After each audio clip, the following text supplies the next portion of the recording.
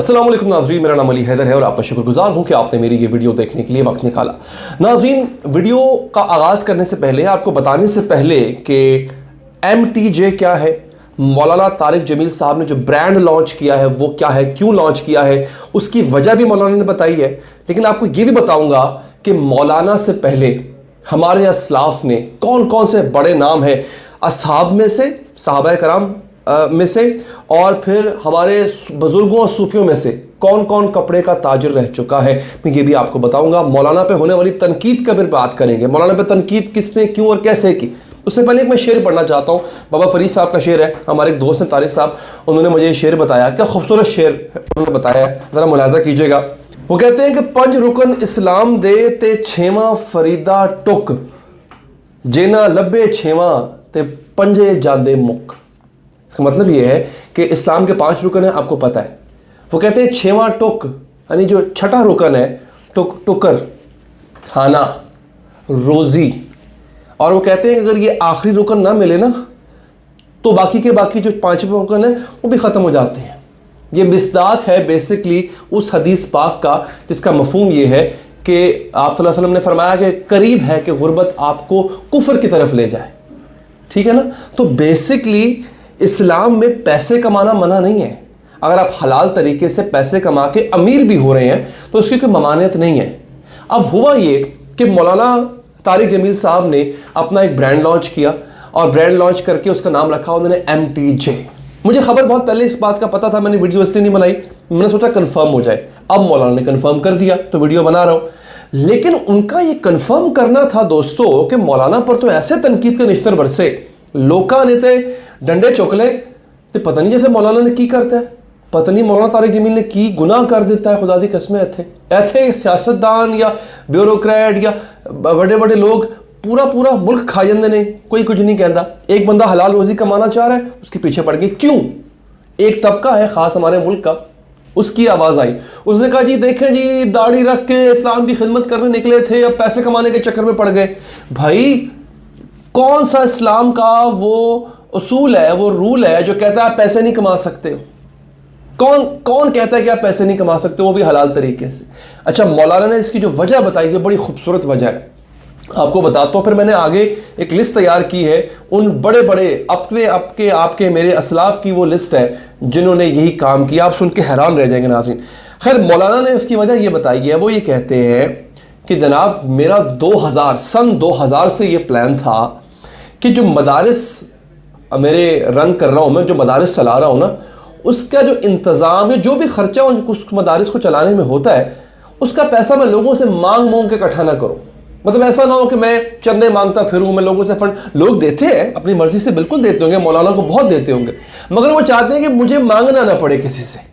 और ये कोई गलत बात नहीं है। उनकी ख्वाहिश ये है कि मैं कोई कारोबार ऐसा करूं, उस कारोबार से जो आमदन हो वो मैं मदारस पर लगाऊं। लेकिन एक बात मैं आपको बता दूं, हर किसी में खामियां भी होती है, खूबियां भी होती है। मौलाना कोई मासूम तो है नहीं, वो भी, उनसे भी खताएं होती हैं, इंसान है वो।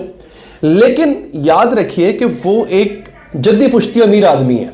मौलाना तारिक जमील एक साहिब सरमत आदमी है। अगर वो सिर्फ पैसे की भूख के लिए कर रहे होते, अगर एक आम बेचारा गरीब आदमी होता तो पता चलता अच्छा यार इसको फेम मिला, इससे पैसे कमाना शुरू कर दिए। मौलाना पहले से ही अच्छे खासे खाते पीते, उनके लाइफस्टाइल से आपको अंदाजा हो जाता है। पैसे कमाने के लिए वो कह रहे हैं मैं ऐसा नहीं कर रहा, मैं ये कर रहा हूं जनाब क्योंकि मैं मदारिस को सपोर्ट करना चाहता हूं। और ऐसा पहली बार नहीं हुआ नाज़रीन, आपको सुन के हैरानी होगी। इमाम अबू हनीफा रहमतुल्लाह अलैह, वो आप खुद कपड़े के बहुत बड़े ताजिर थे। अब इमाम अबू हनीफा को कौन नहीं जानता? हनीफी स्कूल ऑफ थॉट इस वक्त पूरी दुनिया में फैला हुआ है और सबसे बड़ा स्कूल ऑफ थॉट है ये मुसलमानों का। इमाम अबू हनीफा एक, अब उनकी जो दीनी खिदमात हैं उस पर मैं क्या बताऊं आपको, आप सब जानते हैं उससे, आप वाकिफ़ हैं उससे। उन्होंने दीन की खिदमत भी की और बहुत बड़े पैमाने पे की, लेकिन उतने ही बड़े ताजिर भी वो थे। अब अगर लगाना है आपने फतवा तो लगा दीजिए, अगर आप में इतनी हिम्मत या औकात है तो इमाम अबू हनीफा पर भी आप फतवा लगा दें आप, ठीक है। उसके बाद शेख अब्दुल कादिर जिलानी रहमतुल्लाह अलैह, 11वीं शरीफ वाले, कौन नहीं जानता उनको, हैं जी, आधी दुनिया मुरीद है उनकी। आप खुद कपड़े के बहुत बड़े ताजिर थे, यानी कि छोटे मोटे बहुत बड़े ताजिर थे, आप कपड़े की तिजारत किया करते थे। اس کے بعد میرے سامنے ایک کوٹ ہے ایک اور بہت بڑے صوفی بزرگ کا، حضرت سفیان ثوری رحمۃ اللہ علیہ. یہ خود بھی کپڑے کے بہت بڑے تاجر تھے، اور انہوں نے ان کا ایک بیان ہے، میں آپ کو پڑھ کے سناؤں گا. آپ کو یقین ہو جائے گا کہ ایک دین کی خدمت کرنے والے کے لیے کاروبار کرنا کتنا ضروری ہوتا ہے. ورنہ پتہ کیا کرتا ہے پھر اگر ایک دین کی خدمت کرنے والا آدمی دین کی خدمت کے عوض اگر وہ روزی طلب کرنے لگ جائے نا، پھر وہ دین کی خدمت میں ڈنڈی مارے گا. یاد رکھیے گا. ہاں اگر اس کی روزی روٹی کہیں اور سے پوری ہو رہی ہے اور اس کے بعد وہ دین کی خدمت کر رہا ہے، تو یاد رکھیے گا وہ دین کی خدمت میں وہ ڈنڈی نہیں مارے گا. ایسا ہوتا ہے، لوگ کیا کرتے ہیں، لوگ دین کی خدمت کو دکان بنا لیتے ہیں، دین کی خدمت کو پروڈکٹ بنا لیتے ہیں، بیچنے لگ جاتے ہیں، اس کو پھر پروڈکٹ کو چمکانے کے لیے اپنی طرف سے اس میں ایڈیشن کرتے ہیں. وہ غلط ہوتا ہے. دین کی خدمت کو جو پروڈکٹ بنا لینا وہ عالم غلط ہوتا ہے، نہ کہ وہ بندہ جو کہ دین کی خدمت ایک طرح سے کر رہا ہو اور اپنے کاروبار اپنا پیٹ پالنے کے لیے وہ کوئی اور کام کر رہا ہو. حضرت سفیان ثوری کیا فرماتے ہیں؟ کہتے ہیں گزشتہ زمانے میں مال کو برا سمجھا جاتا تھا. آپ نے غور سے سننا ہے. آج کے زمانے میں یہ مسلمانوں کی ڈھال ہے. مال یہ ڈھال ہے آپ کی. سنیں، اگر یہ درہم و دینار نہ ہوتے تو یہ سلاطین و عمرہ ہمیں بے دست و پا بنا کر ذلیل اور رسوا کر دیتے. آپ کو تو ہینڈی کیپ کر دیتے یہ بڑے لوگ اگر آپ کے پاس مال نہ ہوتا. یہ فرما رہے ہیں حضرت سفیان ثوری. کہتے ہیں ہمارے دور میں اگر کوئی محتاج و مفلس ہوگا تو دین کو گوانے والوں میں سب سے پہلے شمار ہوگا. یعنی وہی والی بات جو میں نے بابا فرید کا میں نے کوٹ کیا اور جو میں نے حدیث آپ سے شیئر کی کہ جو شخص دستوں پہ ربا ہوگا، وہ کہتے ہیں نا، کسی نے بڑا پیارا لکھا تھا کہ غریب کی اپنا گناہ اور اپنا ثواب ہوتا ہے، اور غریب کی اپنی جنت اپنی دوزخ ہوتی ہے. غریب کو پھر آپ روٹی دکھا کے نا اس کا ایمان بھی خرید سکتے ہو.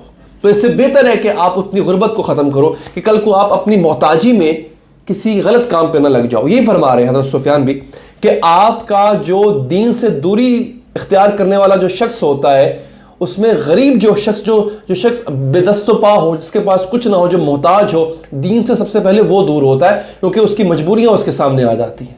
تو مال کمانا غلط بات نہیں ہے. مولانا نے جو کام کیا ہے، میں نے آپ کو دلائل کی روشنی میں اور آپ کو احادیث کی روشنی میں یہ بتایا ہے. اصحابہ کرام، حضرت ابو بکر رضی اللہ تعالیٰ عنہ، وہ خود بہت بڑے تاجر تھے.